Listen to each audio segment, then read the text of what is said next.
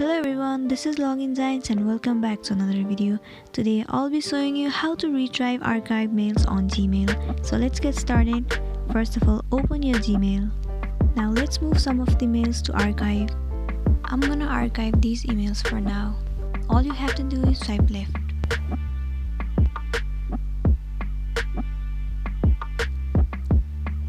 I have archived 3 emails for now.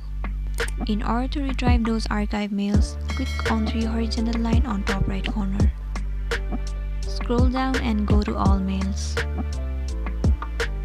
So the mails that are not labeled as inbox are the mails that are archived. You can see those mails are not labeled as inbox, so these are the archived mails. Now in order to retrieve those archived mails, first of all, long press the mail. Click on 3 dot on top right corner and click on Move to Inbox.